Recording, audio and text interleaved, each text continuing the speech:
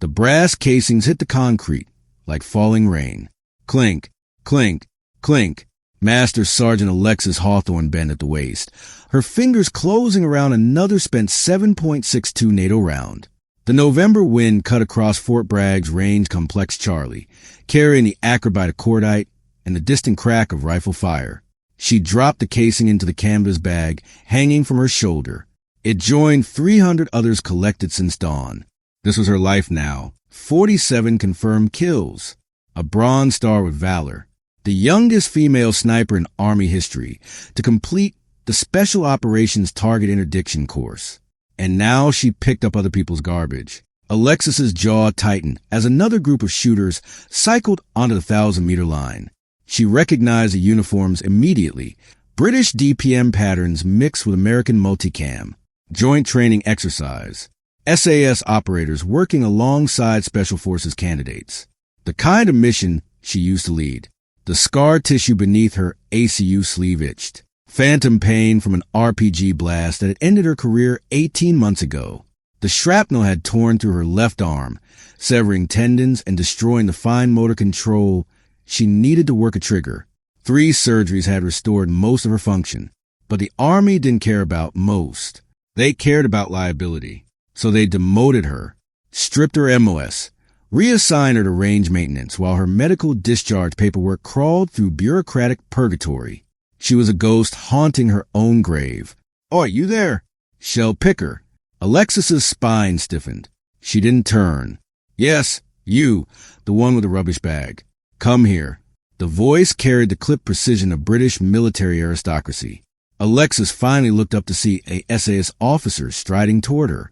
Major's crowns gleamed on his shoulders. Mid-40s, with a face carved from contempt and privilege. Major Vincent Caldwell. She'd heard the name in briefings. SAS veteran, decorated in Iraq and Afghanistan, now serving as liaison for cross-training programs. Reputation for brilliance matched only by his reputation for cruelty. "Did you hear me, Sergeant?" Caldwell stopped 3 feet away. "Or has picking up brass damaged your hearing, as well as your career?" Behind him, a cluster of operators watched with uncomfortable silence. American and British faces alike wore expressions that ranged from embarrassment to barely concealed amusement. Alexis straightened. "How can I help you, sir?" "You can start by fetching fresh targets. The ones at 1,500 meters are unserviceable." Caldwell's lips curled. "I assume even a range custodian can manage that task." "The target shed is locked, sir. Sergeant First Class Morrison has the key." "Then find him." Caldwell waved his hand dismissively. "Run along." Alexis didn't move. Something in her chest, something she buried 18 months ago beneath layers of resignation and silent rage, began to crack. "Sir," she said quietly, "I'm a master sergeant, not a private, and my duties don't include fetching targets for foreign nationals who can't be bothered to follow protocol." The range went silent. Caldwell's eyes narrowed. For a moment, genuine surprise flickered across his aristocratic features. Then it hardened into something uglier. "What did you say to me?" "I said follow protocol, sir." Alexis met his gaze without flinching. The same protocol that applies to every operator on this range, regardless of nationality. A murmur rippled through the watching soldiers. Caldwell took a step closer, close enough that Alexis could smell his cologne mixing with gun oil. "Do you know who I am, Sergeant?" "I do, sir." "Then you know I've killed more enemies of the crown than you've had hot meals." His voice dropped to a whisper that only she could hear. "And I know who you are, too. The great Alexis Hawthorne, the woman who was supposed to be America's answer to superior British marksmanship." He smiled coldly. "Look at you now, picking up shells like a bloody charwoman. Your father will be ashamed." The world stopped. Alexis felt the blood drain from her face. Her father, Nathaniel Hawthorne, Delta Force legend, killed in a training accident 3 years ago, an accident that had never made sense, that haunted her dreams with questions no one would answer. "What did you say about my father?" Caldwell's smile widened. He'd found the wound he was looking for. "I said he would be ashamed. And frankly, so am I. The Americans sent their best female sniper, and she couldn't even survive a routine deployment without getting herself crippled." He turned to address the watching operators. This is what passes for excellence in the United States military, gentlemen. A broken woman picking up brass casings. Laughter, scattered at first, then growing as the tension found its release. Alexis's hands trembled at her sides. If that opening hooked you, trust me, this story only gets more intense. Subscribe now for more real stories of courage, and hit that notification bell. Drop a comment and tell me where you're listening from. Now, let me take you back to what happened next. Caldwell was still basking in the laughter when a voice cut through the noise. Major, everyone turned. A figure stepped from the shadows of the observation tower, a man Alexis didn't recognize. 60 years old, maybe older, with silver hair cropped close and a face that looked like it had been assembled from spare parts of rougher men. No uniform, civilian clothes that hung on a frame, still carrying the muscle memory of decades in special operations. "Who the hell are you?" Caldwell demanded. "Name's Carter Malone." The man's voice carried the gravel of someone who'd spent years giving orders in hostile territory. "Retired, SEAL Team 6. And I believe you just insulted my goddaughter." Alexis's heart lurched. Carter Malone. She hadn't seen him since her father's funeral. He'd been one of Nathaniel's closest friends, a ghost from Joint Special Operations Command who operated in shadows so deep that even other operators only knew him by his call sign. "Ghost, your goddaughter?" Caldwell's eyebrow arched. How touching. A family reunion among the discarded. "Careful, Major." Ghost's eyes never left Caldwell's face. "Words have consequences. Is that a threat?" "It's an observation." Ghost walked forward until he stood beside Alexis. "You've been running your mouth about American marksmanship for 3 weeks, talking about British superiority, about how our snipers can't match yours at distance." He tilted his head. "Care to put that to the test?" The range had gone completely silent now. Even the wind seemed to hold its breath. Caldwell's expression flickered between caution and pride. Pride won. "What sort of test?" "Simple." Ghost pointed toward the horizon. "See that ridge? 3,180 meters out. There's a steel target up there. 8-inch plate. I set it up this morning." He paused. "One shot. One shooter. First to connect wins." "That's impossible." One of the SAS operators spoke up. "The record for a confirmed kill is 2,475 meters. A static range shot at that distance would be unprecedented." Ghost finished, which is why I'm suggesting it. His eyes found Caldwell's. Unless the Major isn't interested in making history. The silence stretched. Alexis watched Caldwell's mind work. She could see the calculation happening behind his eyes, the risk assessment, the ego mathematics. Walking away meant admitting doubt. Taking the shot meant potential humiliation. But Caldwell hadn't built his reputation by backing down. "Fine," he smiled, "but I choose the rifle, and I choose my spotter."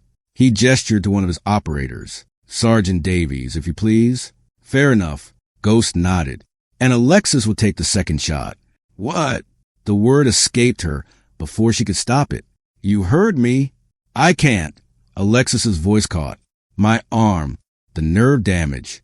I haven't fired a rifle in 18 months. Ghost met her eyes. Something passed between them, a silent communication that transcended words. He was asking her to trust him, to trust herself. "Your father taught you something," Ghost said quietly. "Something he called Amber Protocol. Something no other sniper in history has mastered." He paused. "You remember it?" She did. God help her. She remembered every lesson, every principle, every whisper instruction during those long nights when Nathaniel Hawthorne had trained his daughter in secrets he'd never share with the Army. "I remember." "Then take the shot." Caldwell was already setting up. An L115A3 appeared, the British long-range rifle that had been used to set the previous distance record. Sergeant Davies worked the spotting scope, calling wind at various distances. The American and British operators gathered in a semicircle, phones recording, witnesses to whatever was about to happen. Alexis watched Caldwell settle behind the rifle. His form was textbook, natural point of aim established, breathing controlled, trigger finger resting along the guard. Whatever else he was, the man knew how to shoot. "Wind at my position, 8 miles per hour, left to right," Davies announced. "Mirage heavy, temperature falling." Density altitude approximately 3,000 feet. Caldwell made his adjustments. The turrets on the scope clicked, precise, methodical corrections that accounted for every variable Davies had identified. Ready. Send it. The L-115A3 cracked. The .338 Lapua Magnum round tore across the range, riding the wind, fighting gravity, crossing distance that human engineering was never meant to conquer. 4 seconds of flight time. Then nothing. Miss, Davies reported. Impact 6 inches low, 4 inches right. Caldwell's jaw tightened. Wind shifted. Undeniably, sir. No one spoke. The implications hung in the air. 3,180 meters was beyond the envelope. Even the best marksman in SAS history couldn't make the physics work. Ghost turned to Alexis. Your turn. She stared at the rifle rack. Unfamiliar weapons. British kit she'd never trained on. Her left hand throbbed with remembered pain. I need a rifle. Use the L-115. Same conditions. Same target. No. Alexis walked to the rack. Her eyes moved across the weapons. American, British, German platforms in various configurations. Then she stopped. An M2010 enhanced sniper rifle. American. Chambered in .300 Winchester Magnum. A weapon she'd never fired in her life. She pulled it from the rack. You're joking, Caldwell said. The M2010 doesn't have the ballistic coefficient for this distance. The .300 Win Mag will drop nearly 300 inches before it reaches the target. I know. Then you know you're going to humiliate yourself. Alexis didn't respond. She carried the rifle to the firing line, feeling its weight, learning its balance through muscle memory that transcended specific platforms. Her father's voice echoed in her mind. The rifle is a conversation. Lexi, learn to listen. She lay prone. The concrete was cold against her chest. Her left arm protested as she reached for the stock. Damaged nerves firing signals a complaint that she'd learned to ignore. No spotter? Ghost asked. I don't need one. Understood. Alexis pressed her eye to the scope. The world collapsed to a narrow tunnel of magnification. At the extreme edge of visibility, she could just make out the glint of steel. 8 inches of target floating in an ocean of grass and sky. Wind touched her face. She tasted the air, moisture content, pressure differentials, the invisible currents that would try to drag her bullet off course. Amber Protocol. Her father had developed it over 30 years of combat. A synthesis of mathematics, intuition, and something that bordered on the supernatural. Most snipers calculated wind. Nathaniel Hawthorne had learned to feel it, and he'd taught his daughter. Alexis closed her eyes. The wind moved across Fort Bragg's firing range like a living thing. Alexis felt it, not with instruments or calculations, but with something deeper. The way the air currents layered themselves at different altitudes. Warm thermals rising from the sun-baked concrete. Cooler streams sliding down from the tree-line.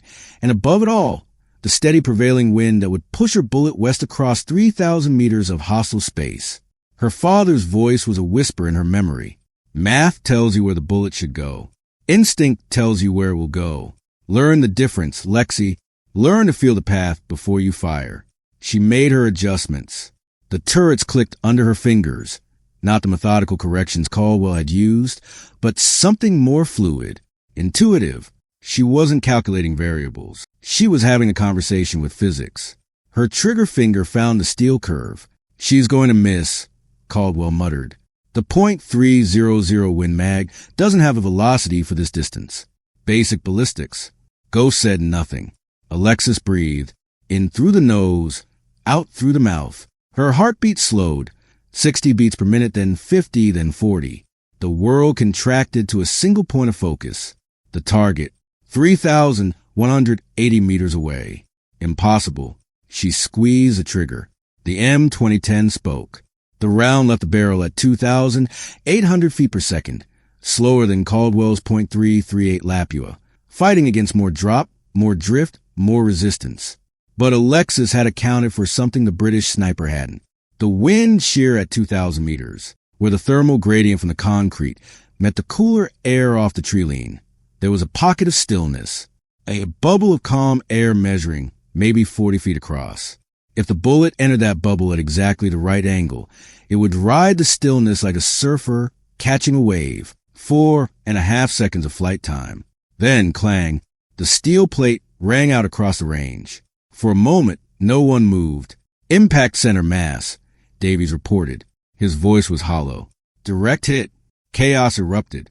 The American operators were on their feet, cheering, shouting, pounding each other's backs. Even some of the British soldiers looked impressed despite themselves. Alexis remained prone, her cheek still pressed the stock, her heart pounding in her chest. She'd done it.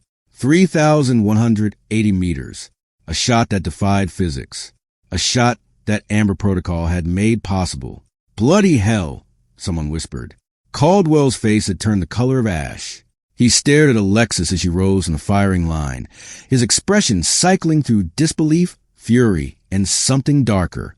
Something that looked almost like recognition. How? He demanded. That shot was impossible. The .300 Win Mag doesn't have the ballistic performance. Maybe you don't know as much about American marksmanship as you thought, Major. Alexis didn't wait for a response.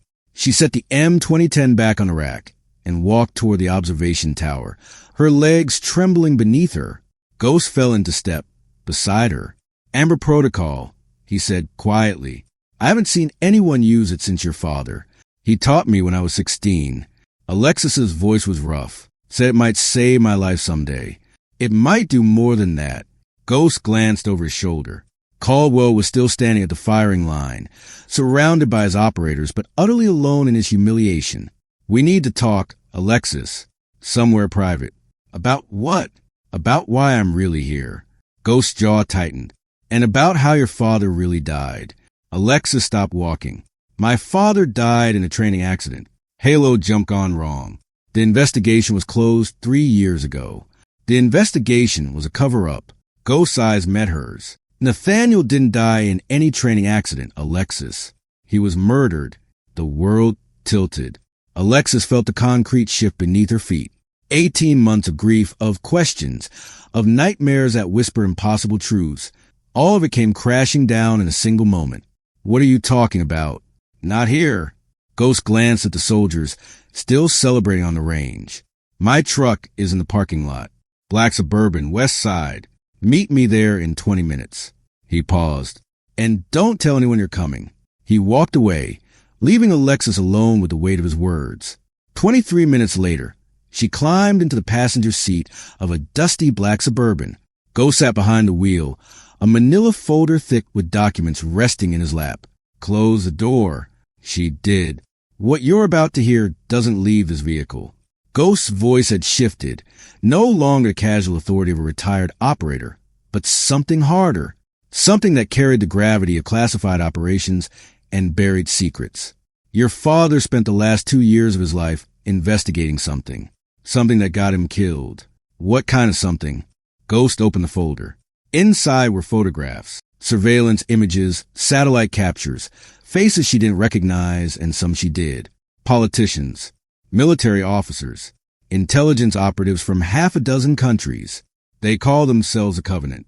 The name hung in the air like poison. What is it? An assassination network. Off the books wet work for hire. Not government sanctioned, at least not officially. The covenant operates in the gray space between nations. They take contracts from the highest bidder. Politicians who need rivals eliminated. Corporations who want whistleblowers silenced. Intelligence agencies who need deniability. Alexis stared at the photographs. And my father discovered this? More than discovered it. He was building a case. Names, dates, operational details. Enough evidence to bring down some very powerful people. Ghost pulled a photograph from the stack, including this man. She looked at the image. Senator Randolph Kincaid, chairman of the Senate Armed Services Committee, one of the most powerful politicians in Washington. Kincaid, as part of the covenant, was. He helped establish the network 20 years ago when he was still a colonel in Army intelligence. Since then, he's distanced himself, made his name in politics, built a reputation as a champion of military reform.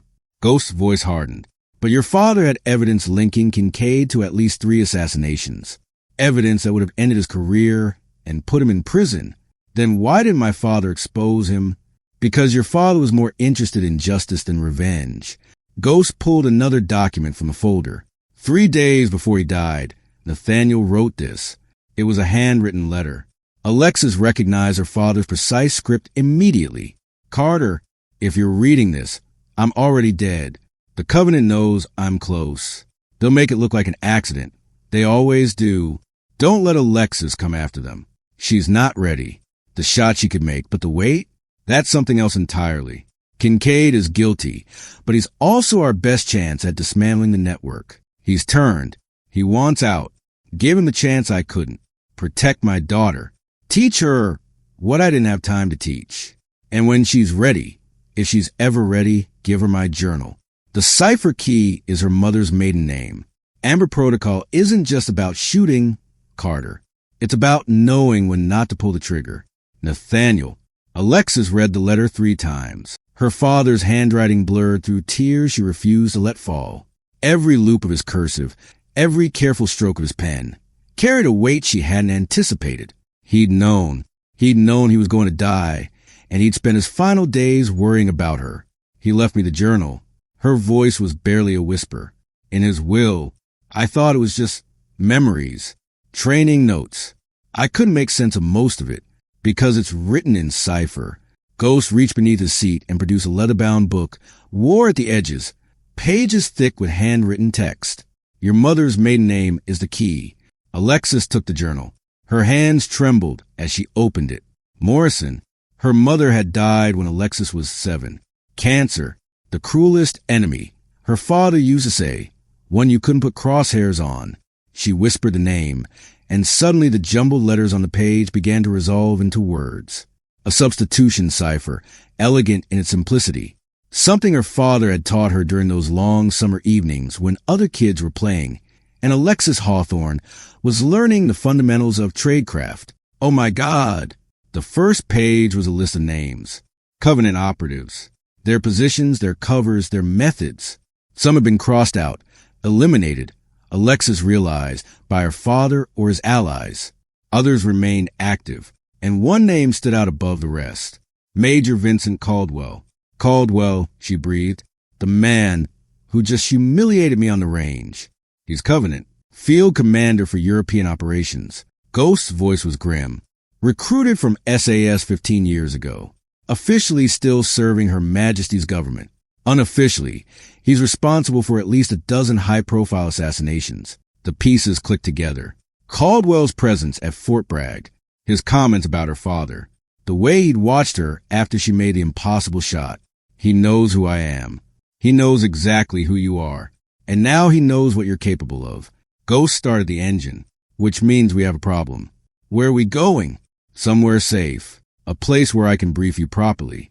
He pulled the Suburban onto the main road, heading east toward the base perimeter. There's more, Alexis. Your father's journal contains operational intelligence about an active Covenant mission. Something that's happening in 2 weeks. What kind of mission? Assassination. High-value target. International implications. Ghost glanced at her. They're going to kill Senator Kincaid. The irony hit Alexis like a physical blow. Kincaid? But he was one of them. Why would they? Because he wants out. Because he's agreed to testify before a secret grand jury. Because if Kincaid talks, the entire Covenant network collapses. Ghost knuckles whiten on the steering wheel. Your father spent years building the case that would take down Kincaid. But in the end, he realized that keeping Kincaid alive was more important than punishing him. Kincaid knows names, operational details, safe houses and funding streams.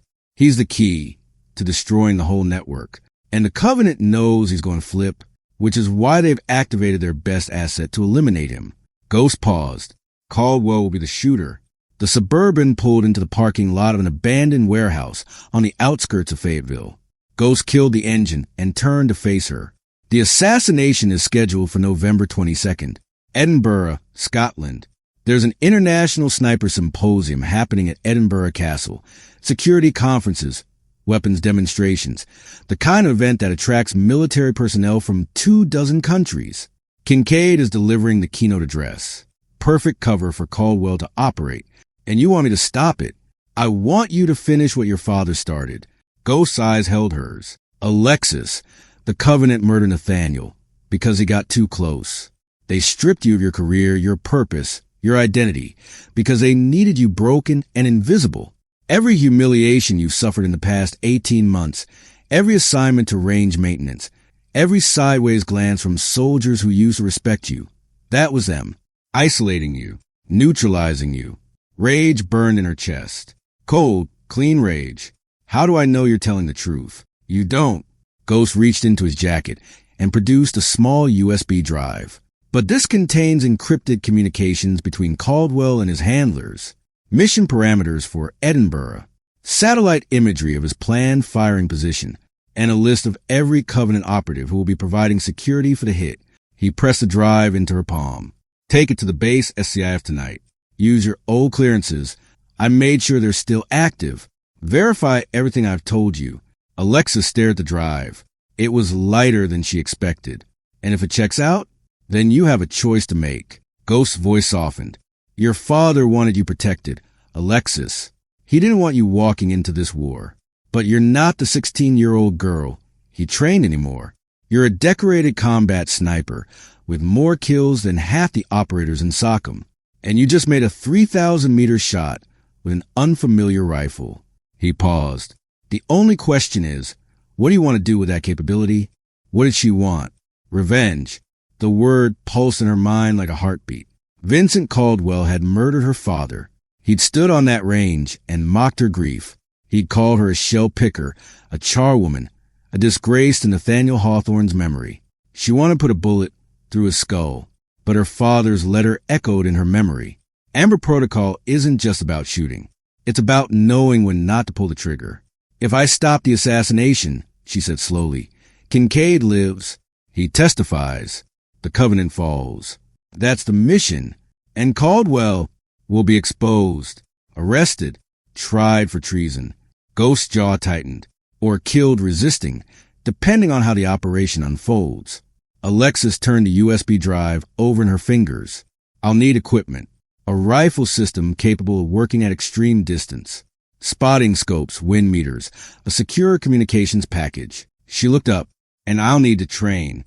My arm isn't what it was. I can compensate, but I need to relearn the muscle memory. I have a facility. Ghost smiled for the first time. And I have something else. Something your father built specifically for missions like this. What? A rifle Alexis. Custom built. .338 Lapua Magnum in a Macmillan TAC .338 chassis. Match-grade barrel. Hand-loaded ammunition. Schmidt and Bender PMI glass. Your father called it the answer. Ghost's smile faded. He never got the chance to use it. Alexis felt something shift inside her. The rage was still there, but now it had a shape, a purpose. Take me to your facility. Ghost's training compound occupied 40 acres of wilderness in the mountains of western North Carolina. The main structure was a converted hunting lodge, its rustic exterior concealing a state-of-the-art tactical operations center. Satellite uplinks, encrypted communications, ammunition storage, and a 1,000-meter indoor range tunneled into the mountain behind it. Alexa spent the first 3 days verifying Ghost intelligence. The SCIF on base had confirmed everything. Caldwell's communications, the Covenant's operational structure, Senator Kincaid's agreement to testify in exchange for limited immunity, the assassination timeline, November 22nd, Edinburgh Castle, 1100 hours GMT. She had 16 days. Your fundamentals are still solid. Ghost stood behind her on the outdoor range, watching as she worked the bolt on the answer. Breathing, trigger control, natural point of aim. Those don't go away. Alexis fired. The .338 round crossed 800 meters and punched through the steel target with a satisfying clang. But your compensation patterns are off. Ghost pointed to the target. You're favoring your right side to protect the damaged nerves in your left arm. That works at shorter distances. At extreme range, the slight asymmetry will translate to inches of error. I know. Alexis worked the bolt again. I can feel it. Then feel it less. Ghost handed her a spotting scope. Stop thinking about the injury. Your father had a saying, the body remembers what the mind forgets. Trust the muscle memory. Let your arm do what it knows how to do. She fired again. This time, the round struck dead center. Better. For 7 days they trained, Mornings began with physical conditioning, rebuilding the stamina Alexis had lost during 18 months of range maintenance. Ghost pushed her through obstacle courses, weighted carries, and forced marches that left her legs burning and her lungs screaming. Afternoons were devoted to marksmanship.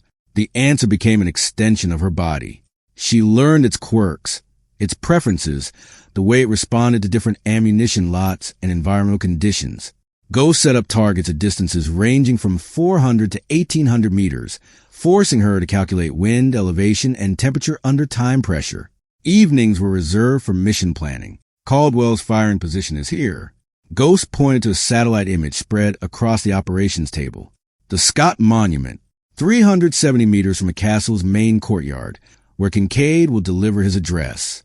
It's a public space, tourists, students, locals. Caldwell will be disguised as a maintenance worker. Overwatch from where? That's your problem. Ghost slid another image across the table. Edinburgh is a complex urban environment. Rooftops, spires, elevated positions everywhere. But most of them have limited sight lines. And Caldwell won't be alone. The Covenant will have spotters, counter-snipers, quick reaction teams. Alexis studied the imagery. Her mind worked through angles, distances, concealment options. The Balmoral Hotel. She pointed to a Gothic tower overlooking Prince's Street. Clock Tower, north face. 1,440 meters from the Scott Monument. Difficult angle, but manageable. And the position gives me coverage of Kincaid's location as well. The hotel is hosting symposium attendees. Security will be tight. Then I'll need to cover identity. Ghost smiled. Already arranged. You'll be attending the symposium as Dr. Elizabeth Thornton, weapons systems analyst for a private defense contractor. Your credentials will get you access to most secure areas. And the rifle? Diplomatic pouch. I still have friends in places that matter. Ghost straightened. You'll have everything you need by the time you land in Edinburgh. But there's something else we need to discuss. The moral dilemma. Your father's words. Ghost nodded. Kincaid is guilty, Alexis. He helped build the Covenant. He has blood on his hands. American blood, Allied blood, civilian blood. Part of you wants to let Caldwell take the shot. Let the monster kill the monster. That's not. Don't lie to me. Ghost's voice sharpened. You've been thinking about it since I showed you the journal. The easy path. Let Kincaid die. Then kill Caldwell. Justice for both of them. Silence. Alexis stared at the satellite imagery, her jaw tight. My father chose differently. Your father was the best man I ever knew. Ghost's voice softened. But he wasn't perfect. He struggled with the same question you're struggling with now. In the end, he decided that destroying the Covenant was more important than punishing any single member, even a member as guilty as Kincaid. And if I disagree, then you make your own choice. Ghost met her eyes. That's the burden of Amber Protocol. Alexis, your father gave you the skills to take any shot, but he also gave you the responsibility to decide which shots matter. This isn't about following orders. It's about judgment. Alexis thought her father. His patience, his precision, the way he'd held her when she was 7 years old and her mother had just died, promising that he would always be there. He'd broken that promise. The Covenant had broken it for him, but his letter remained. Protect Kincaid. Destroy the network. Honor justice over revenge. I'll save him, she said quietly. Kincaid, I'll save him, and I'll expose Caldwell, and I'll tear the Covenant apart piece by piece. Her eyes hardened. But if Caldwell survives the operation, I want to be the one who puts him in the ground. Ghost nodded slowly. Fair enough. Edinburgh was cold. Alexis stepped off the British Airways flight at Edinburgh Airport with a false passport in her pocket, and the answer disassembled in a case that had entered the country through channels she would never ask about. November wind cut across the tarmac, carrying the smell of rain and ancient stone. The city rose around her like a fortress from another age. Castle Rock dominated the skyline. Volcanic basalt thrust upward from the earth, its summit crowned by Edinburgh Castle's medieval walls. The symposium banners hung from every lamppost along Prince's Street, advertising the International Sniper Forum, where operators from NATO and allied nations would gather to discuss tactics, technology, and the future of precision warfare. Her target would be among them. Senator Kincaid's security detail had already arrived. Alexis spotted them at the Balmoral Hotel, Secret Service agents in bad suits, trying to look inconspicuous and failing magnificently. They swept her professional eyes as she checked in, finding nothing. Dr. Elizabeth Thornton was unremarkable in every way that mattered. Her room overlooked Princess Street. Alexis drew the curtains and assembled the ants on the bed, her fingers moving through a familiar process. Barrel, receiver, stock, scope. Each component slid into place with mechanical precision. She checked the schedule. 22 hours until Kincaid's address. Sleep came in fragments. Dreams of her father, of rifle reports echoing across mountain valleys, of Vincent Caldwell's face twisted into a smile as he pulled a trigger that shouldn't have been his to pull. She woke before dawn. The symposium's opening reception was held in the castle's great hall.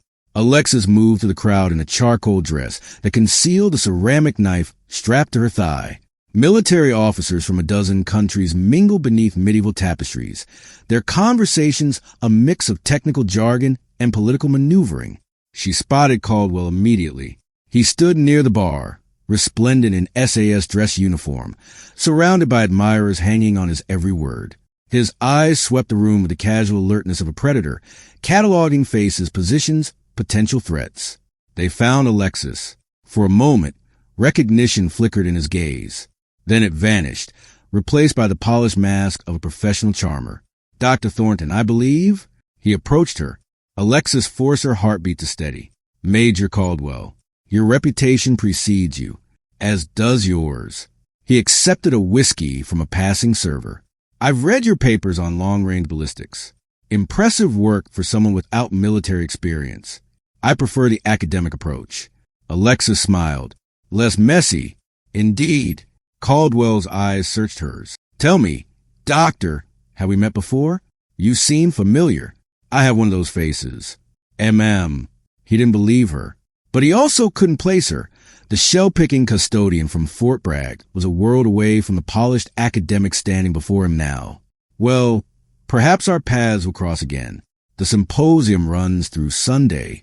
Perhaps they will. He moved on, swallowed by the crowd. Alexis released a breath she hadn't realized she was holding. 6 hours later, she was on the roof of the Balmoral Hotel.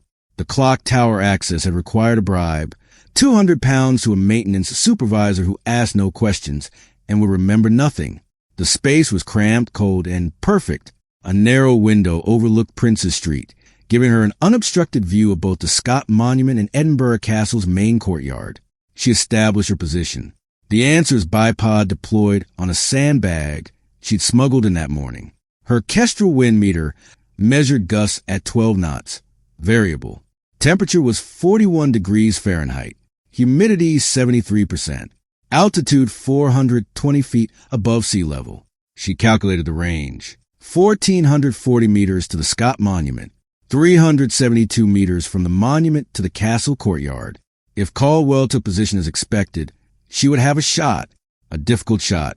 The angle was oblique, the distance extreme, and the urban environment created unpredictable wind channels between buildings.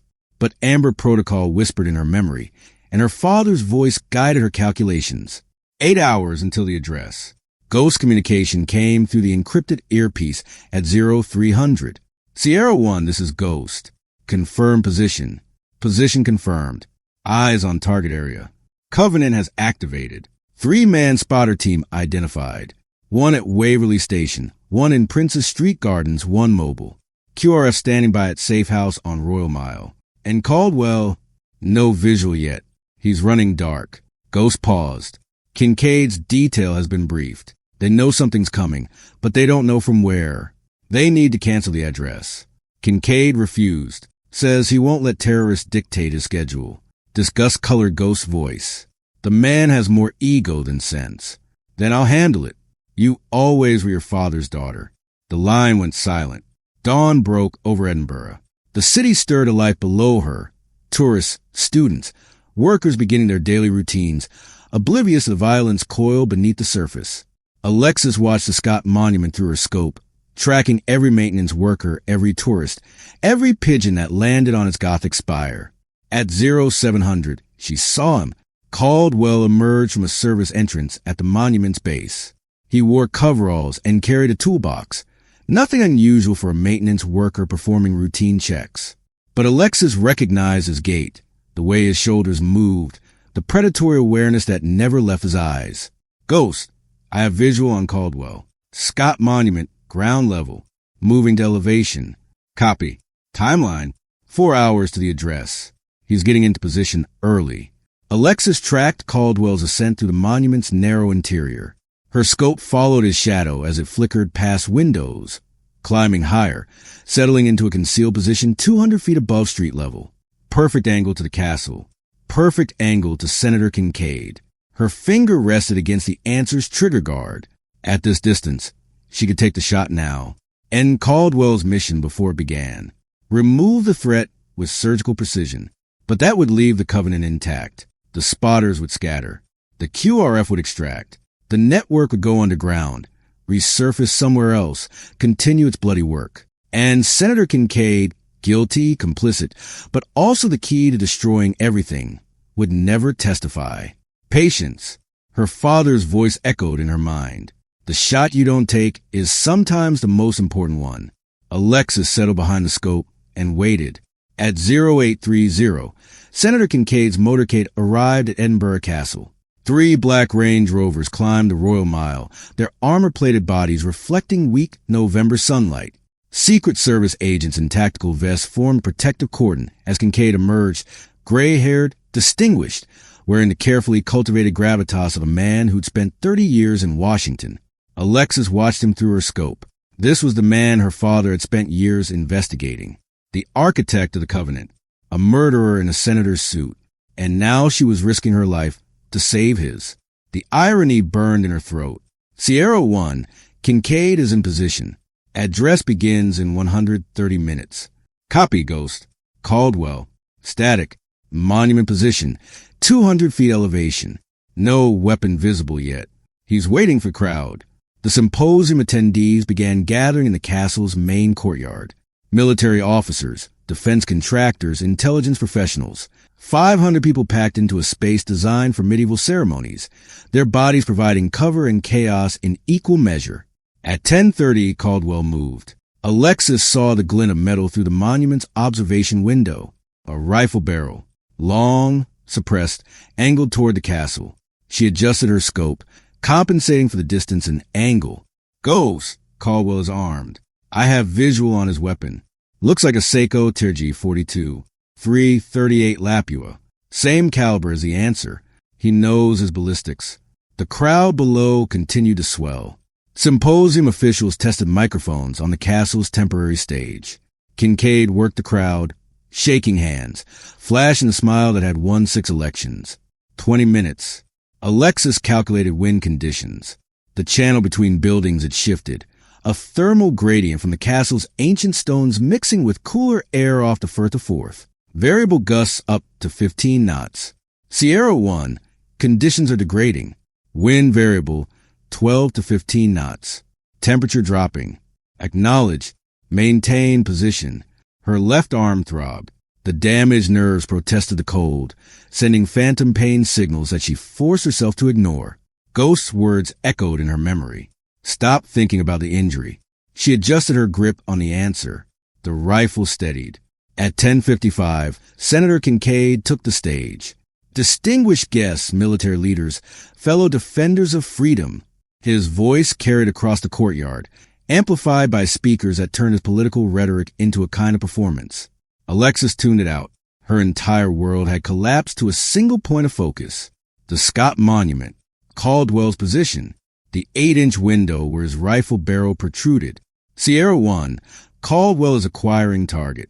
I see movement behind his scope. Take the shot when ready. Alexis exhaled slowly. Her finger found the trigger. Amber protocol. Feel the wind. Trust the path. Know the moment. She squeezed. The answer roared. 1,440 meters of urban airspace compressed into a single moment. The .338 round tore through Edinburgh's cold morning air, riding the thermal gradients, fighting the variable wind, threading the needle between buildings and towers and spires. 2.6 seconds of flight time. The round struck the Scott Monument's window frame, 18 inches from Caldwell's position, and exploded in a shower of stone fragments. Miss. Sierra 1, negative impact. Target moving. Alexis worked the bolt. Her hands moved to the reload with automatic precision. But Caldwell was already reacting. His silhouette disappeared from the observation window, replaced by movement deeper inside the monument structure. He's changing position. Kincaid's detail is evacuating. You have maybe 30 seconds before. Gunfire erupted in the courtyard. The Covenant spotters had activated. 3 men in civilian clothes drew suppressed weapons and began firing at Kincaid's security detail. Chaos exploded across the castle grounds. Screaming attendees, falling bodies, the sharp crack of return fire from Secret Service agents. Multiple shooters in the courtyard. Kincaid is moving toward the main gate. Alexis swept her scope across the battlefield. 1 spotter fell to Secret Service fire. Another was still shooting from behind a stone pillar. The third was moving toward Kincaid. Ghost, I have eyes on a shooter moving toward Kincaid's position. 50 meters and closing. Can you take the shot? She calculated. The angle was difficult. 700 meters. Moving target. Civilians in the background. Negative. Too many non-combatants. Then Caldwell is still... The realization hit Alexis like a physical blow. The spotters weren't trying to kill Kincaid. They were hurting him, driving the senator's security detail toward a specific evacuation route, the main gate, which offered a clear line of sight from the Scott Monument. Caldwell wasn't changing position to escape. He was relocating for a better shot. Ghost, it's a trap. They're pushing Kincaid toward the gate. Caldwell has a secondary firing position. Can you identify it? Alexis swept her scope across the monument.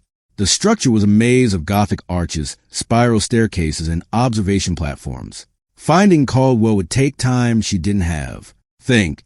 Her father's training whispered through her mind. Every sniper has a preferred angle. Every shooter chooses positions based on comfort, cover, and confidence.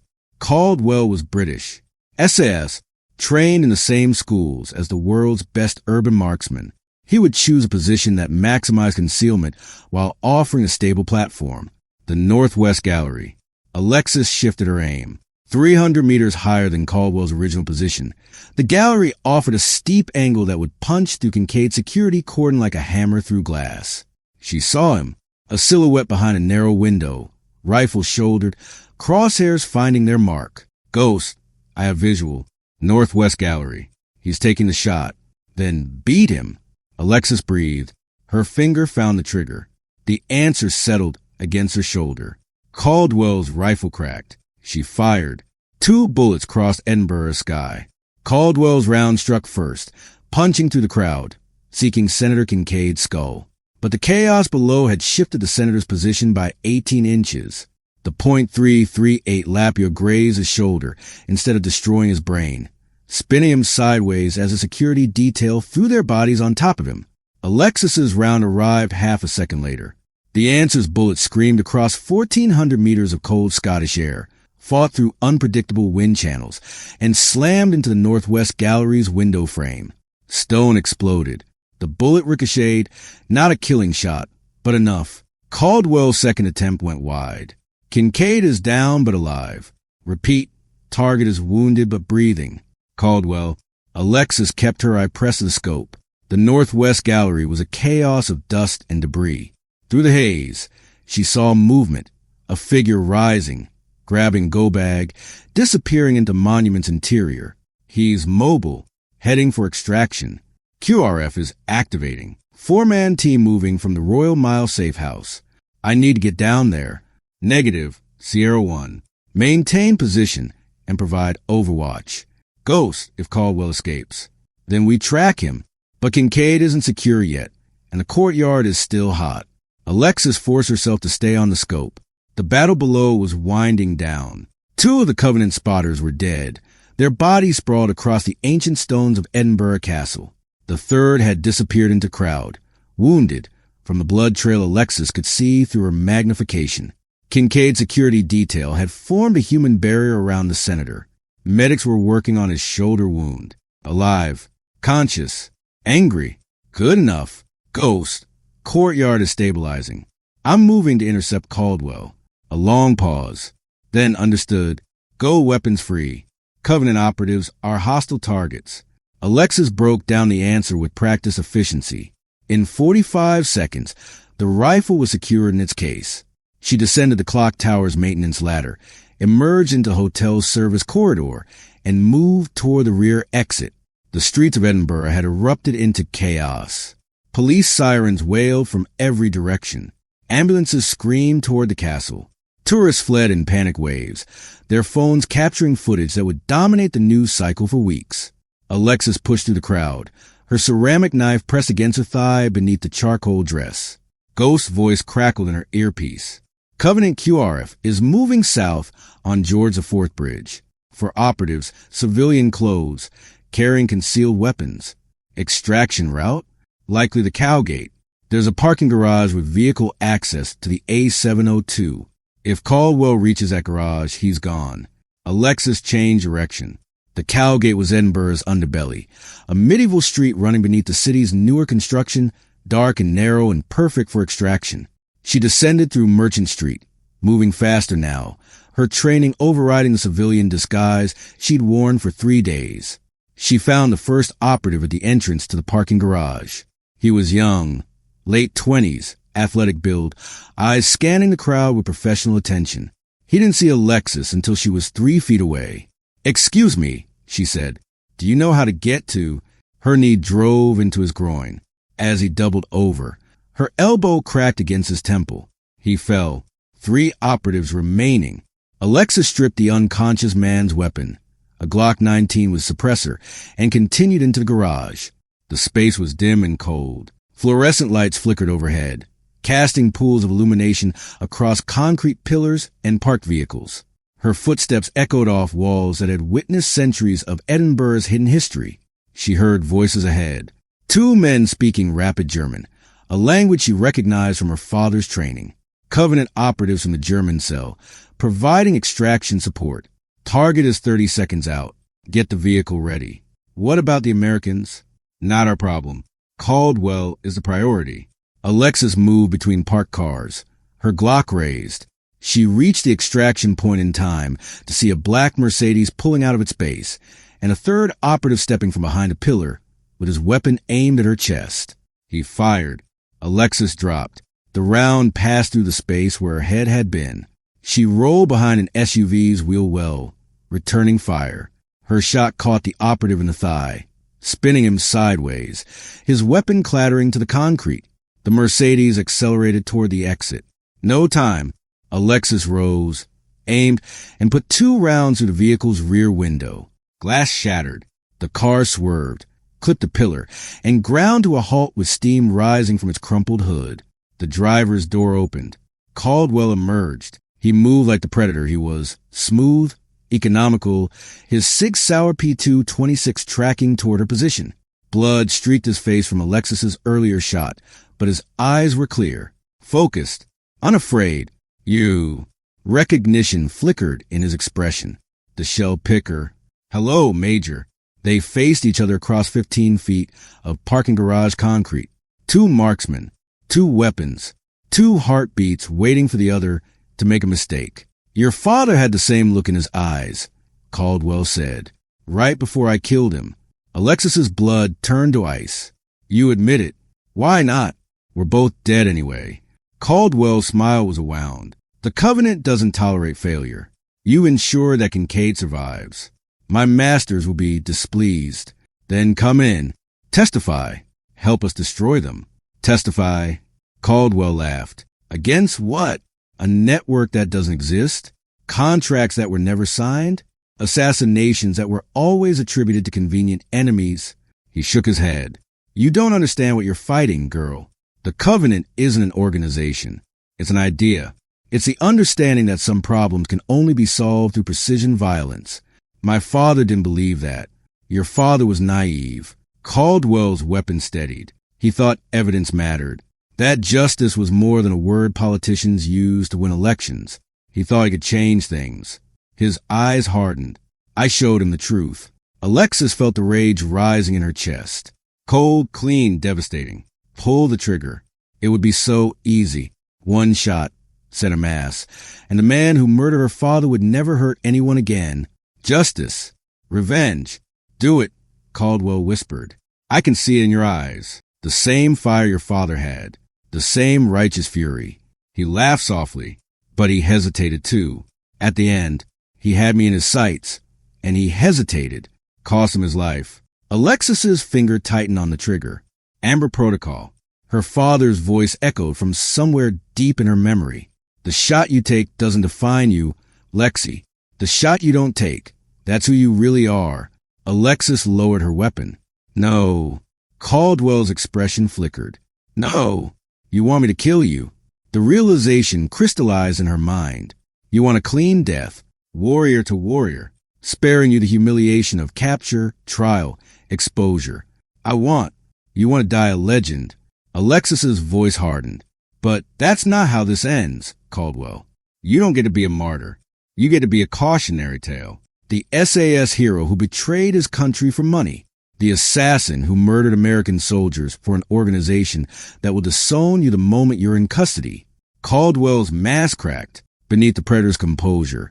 She saw something human, something afraid. They'll bury me in a hole somewhere, he said quietly.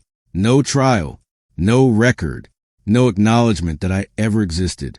Maybe Alexis kept her Glock steady. Or maybe you do what Kincaid did. Turn, testify, give us names and dates and operational details. Help us destroy the network from the inside. You're offering me a deal? I'm offering you a choice. She paused. The same choice my father offered you 3 years ago, before you killed him. Silence stretched between them. The parking garage was quiet now. The wounded operatives lay still. The Mercedes' engine ticked as it cooled. Edinburgh's sirens echoed from the world above, muffled by layers of stone and history. Your father was the best man I ever faced, Caldwell said finally. I didn't want to kill him. Orders. The Covenant doesn't accept failure. His jaw tightened. He had the shot, that night in the mountains. He had me dead to rights. But he chose to take me alive. Thought he could turn me. And you killed him for it. The Covenant killed him. I was just a weapon. That's not an excuse. No. Caldwell's shoulders sagged. Something in his posture shifted. The predator giving way to something older, more tired. It's not. He lowered his weapon. Alexis didn't move. If I turn, Caldwell said slowly, I want full immunity, witness protection, a new identity someone the Covenant can't reach. That's not my call. Make it your call. His eyes found hers. You're Nathaniel Hawthorne's daughter. You just stopped the highest profile assassination the Covenant has ever attempted. Right now, in the next 24 hours, you have more leverage than anyone in the intelligence community. He paused. Use it. Ghost's voice crackled in her earpiece. Sierra 1, I'm monitoring. Scottish counterterrorism is 90 seconds out. If Caldwell's going to cooperate, we need to move now. Alexis made her decision. Put your weapon on the ground. Hands on your head. Caldwell complied. You're not going to kill me. No. Alexis moved forward, securing his weapon, checking him for concealed hardware. I'm going to let you destroy everything you helped build, and you're going to spend the rest of your life knowing that my father was right. For the first time, something like respect flickered in Caldwell's eyes. He trained you well. He trained me better than you know. Scottish counterterrorism arrived in a wave of tactical gear and shouted commands. Caldwell was taken into custody, not arrested, but detained under provisions that would never appear in any court record.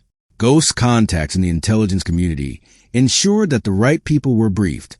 The machinery of justice, imperfect and compromised, began to turn. Senator Kincaid survived as wound. The .338 Lapua had carved a furrow across his shoulder, missing the subclavian artery by 3 centimeters. Secret Service rushed him to the Royal Infirmary, Edinburgh, where surgeons extracted fragments and closed the wound with 72 stitches. He would testify. The evidence Nathaniel Hawthorne had gathered, combined with Caldwell's cooperation, would expose the Covenant to international investigation. Names would surface. Operations would unravel. The network that had operated in shadows for 2 decades would face the light. But Alexis didn't care about the aftermath. She stood on the ramparts of Edinburgh Castle, watching the sun set over the Firth of Forth. The castle grounds had been cleared of blood and debris. The symposium had been canceled indefinitely. In 24 hours, she would be on a plane back to the United States. Ghost found her there. It's done. He stood beside her, his breath misting in the cold. Caldwell is talking. Treasury has frozen Covenant accounts in 6 countries. The Director of National Intelligence wants to meet with you personally. I'm not interested in meetings. You should be. Ghost's voice softened. You stopped an assassination that would have derailed international cooperation for a decade. You exposed a network that murdered your father. You did everything Nathaniel hoped you would do. It doesn't feel like enough. It never does. Ghost paused. Your father used to say the same thing. After every mission, every confirmed kill, every target eliminated, he'd sit alone somewhere and wonder if it mattered. Did he ever find an answer? He found you. Ghost turned to face her. Alexis, what you did today, choosing not to kill Caldwell, that was Amber Protocol. That was everything your father tried to teach you. The shot matters less than the shooter. The kill matters less than the judgment. Alexis closed her eyes. Her father's voice whispered in her memory. The shot you don't take is sometimes the most important one. What happens now? She asked. Now. Ghost smiled. Now you go home. The Army is going to offer you a reinstatement. Full rank restoration with a promotion to Sergeant Major. Special Operations Command wants you as an instructor. An instructor teaching the next generation of snipers. Passing on what your father taught you. Ghost's eyes held hers. It's not the field. It's not combat. But it's something better. What could be better than combat? Legacy. Ghost reached into his jacket and produced a small box. Your father wanted you to have this. He gave it to me 3 years ago, with instructions to deliver it when you were ready. Alexis took the box. Inside was a bronze star, not hers, but her father's, the one he'd received for actions in Afghanistan that were still classified. Beneath, it was a handwritten note. Lexi, if you're reading this, you become the sniper I always knew you could be. Not because of your skills, though they're remarkable, but because of your judgment. The world has enough killers. What it needs are warriors who know the difference between justice and revenge. Teach them, all of them, every young soldier who thinks marksmanship is the goal. Show them that the rifle is just a tool. The shooter is what matters. I love you. I'm proud of you. And I'll be watching. Dad. 6 months later, Alexis Hawthorne stood at the front of classroom. Fort Bragg had changed in a year since her disgrace. The ranges she cleaned were now training grounds for the students sitting before her. 18 young snipers selected from special operations candidates across every branch of service. They wore the eager expressions of warriors who hadn't yet learned the weight of their craft. They would learn. Marksmanship, Alexis said, is the easiest part of what you do. She paced before the whiteboard, her movements deliberate, controlled. The scar tissue on her left arm no longer throbbed. 3 additional surgeries, combined with months of physical therapy, had restored most of her function. She could shoot again, not at the level she once had, but well enough to demonstrate fundamentals. Not that fundamentals were the point. Any of you can learn to hit a target at 1,000 meters. Given enough training, enough repetition, enough trigger time, you'll develop the muscle memory to put rounds on steel consistently. She paused. That's not what separates a sniper from a shooter. A hand went up. Lieutenant James Cortez, Army Ranger, top of his class in marksmanship. Sergeant Major, what does separate them?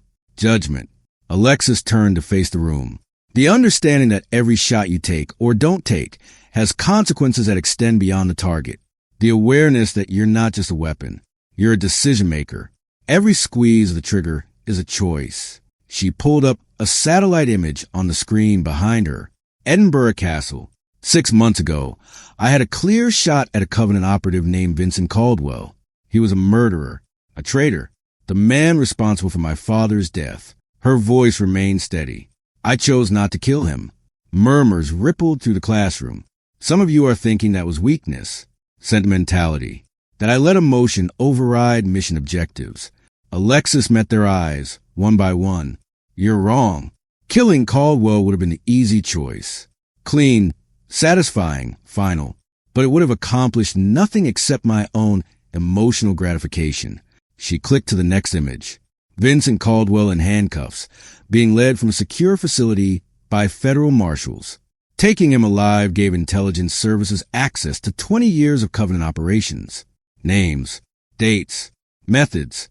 His testimony led to the arrest of 43 operatives across 12 countries. The network that murdered my father has been systematically dismantled. She let the silence stretch. That's judgment. The ability to see past the immediate target to the larger objective. The discipline to choose the harder path because it serves a greater purpose. Cortez raised his hand again. Sergeant Major, how do you develop that kind of judgment? Is it something that can be taught?